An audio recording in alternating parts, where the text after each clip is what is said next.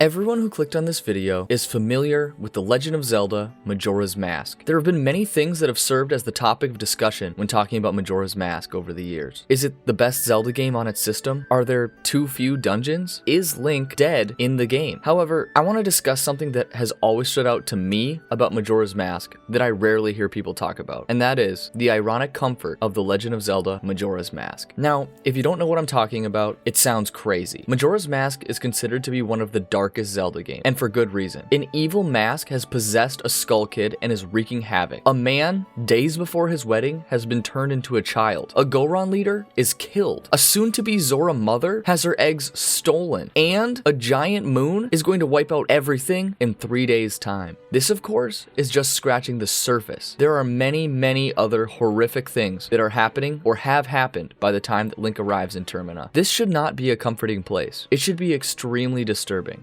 But it's not. Before we jump into the reasons why, I first need to talk about what happens to us as a gamer when playing a video game. The term has long been spoken of when reading books, as of course reading was around long before video games. The term is character identification, or the psychological process in which a reader places themselves in the shoes of a character, empathizing with their emotions, actions, and experiences. The term was then coined immersion when referring to video games. Sidebar, when the phenomenon happens while watching a TV show or a movie, it is referred to as narrative transportation. Whether you call it character identification, immersion, or narrative transportation, when playing video games, we place ourselves into the body of the protagonist, often feeling joy, sadness, fear, sense of urgency, and more, as we take in all that is the world that we are exploring. Now, the reason that I bring up immersion is because not every game or story is as good at it than others. The better a story or world is, the easier it will be for a player to immerse themselves into it. Very few franchises do it better than The Legend of Zelda. I often find myself wondering what it would be like as a Skyloftian, to adapt to a world above the clouds where making the most of the available land is critical to the continuation of your species. Or maybe what a typical day in Goron City would be like. Perhaps a group of Gorons roll their way down to Dodongo's cavern on a daily basis to collect rocks to eat and bring back to the city. And that example right there gives a big clue as to why Zelda is so great at getting players immersed into their worlds. Many of them are believable. For example, we know that Gorons eat rocks from Dodongo's cavern. It would make sense why they would build their city so close to it. We also know that Zoras worship Lord Jabu Jabu, but have we ever wondered why? Well, if you look where Lord Jabu Jabu is located, it is in Zora's Fountain, which is really just a large spring that overflows into Zora's domain and then eventually down Zora's River and all throughout Hyrule. No, seriously, you can start at Lord Jabu Jabu and follow the stream all the way to Lake Hylia. Zoras probably don't understand the concept of springs, so all that they know is that where Lord Jabu Jabu is, all the water for Hyrule begins. It's things like this that really pull you into a world. I don't know if you were like me or my cousins growing up, but we used to wander around Hyrule after beating the game without any goal in mind, just living in the world. And eventually, it started to feel like home. Now, although Hyrule from Ocarina of Time had a world that made a lot of sense, it had a very lonely feeling. You see, all of the NPCs in Hyrule, after beating the game of course, all kinda say the same thing. They've already been helped, so they just stand there, repeating the same line over and over again as we talk to them. Beginning to feel more like furniture in the home that is Hyrule, rather than a person sharing the world with us. Obviously there are some outliers like the Running Man, but after playing his game over and over again, it doesn't ever really change. So Hyrule ends up feeling incredibly empty. Wandering around a large empty world begins to give you this eerie feeling of liminal space. It begins to feel incredibly unsettling. Now, in contrast, when I was eventually gifted a copy of Majora's Mask, I was blown away. Just like Ocarina of Time, the world is amazing. it is extremely easy to immerse yourself into Termina. At first, it is incredibly unsettling with a giant moon crashing towards you no matter where you are on the map, until you play the Song of Time again. And again. And again. And again. Okay, you get it. After beating the game, the save file doesn't even give you access to the 4th day. You once again have to go back to dawn of the 1st day with an untouched world all out in front of you. As a kid, this made me furious. Until it didn't. You see, whenever playing a Song of Time in Majora's Mask, all the NPCs reset. They are no longer saved or helped, and once again need Link, us, to save or help them. This gives us purpose. Purpose that we can't lose. Responsibilities that will always be there because, if fulfilled, will no longer be fulfilled in just 3 days' time. Now, this obviously brings parallels to the story of Sisyphus, who has to push a large boulder up a mountain, but once nearing the top, the boulder rolls back down and Sisyphus now has to start all over. However, it's not the same when you care about the people from Termina. Now, this also sounds crazy, but not when you look at the genius that went into the storytelling of this game. Back to Ocarina, there wasn't a 3-day time system in Ocarina of Time, meaning that each day was always directly after the previous. On the N64, they couldn't program the NPCs to do different things each day. I'm sure they could have given them a weekly routine or something, but even that would have gotten predictable.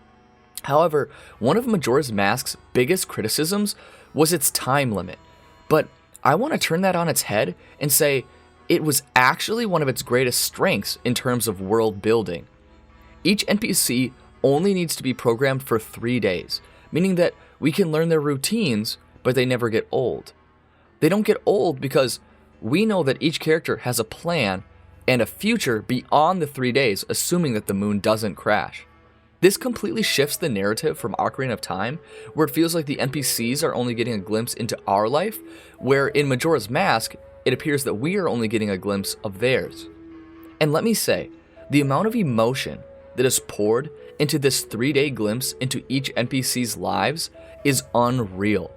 Not to mention that we have the ability to change some of their stories. I could go on and on about each character and what they are going through emotionally as they deal with the realization that it may be unlikely for them to survive after these 3 days. Some examples are watching Anju toil over her fiancé, wondering if he will ever show up for her, if she should just leave town and find safety, or even deal with the possibility that he may have ran off with her best friend.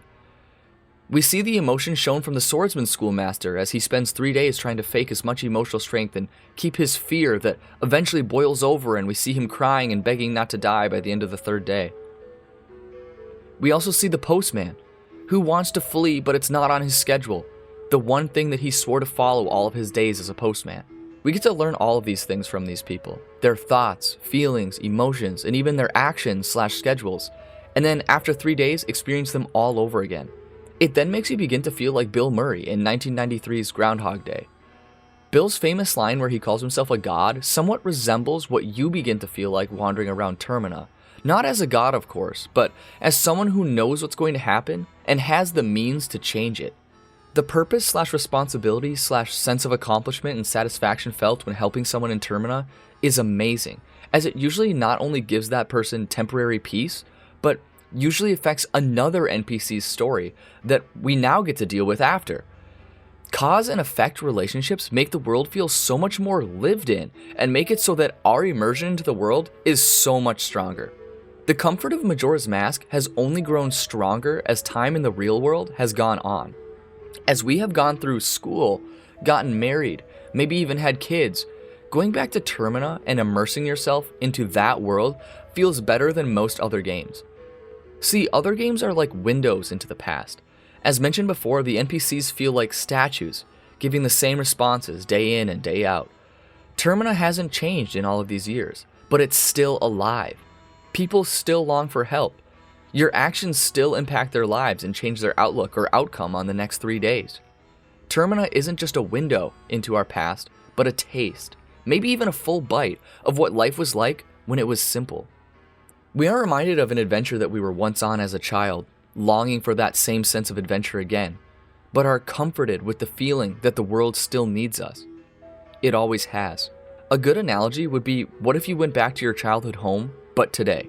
Maybe your family no longer lives there, but even if they still do, it wouldn't feel like the same place that it was when you were growing up. Some rooms may remind you of memories that you had, but you can never relive them. Now imagine that you had a time machine, and you could go back to your childhood house. You could relive those exact memories again and again. That is what it's like stepping back into Termina today. So, whenever you're feeling down, or reflecting on where all this time has gone as the years appear to fly by, turn on your N64 and pop back to Termina. It's still alive, unchanged, just as it was about 25 years ago. Maybe take a long weekend, rent a room at the Stockpot Inn, go shopping in West Clocktown, or even go out for the night at the Milk Bar. Heck, you're probably old enough now. And while you're at it, help some people along the way. They still need you. Thank you for wondering, my wonderful friends, and I'll see you next time.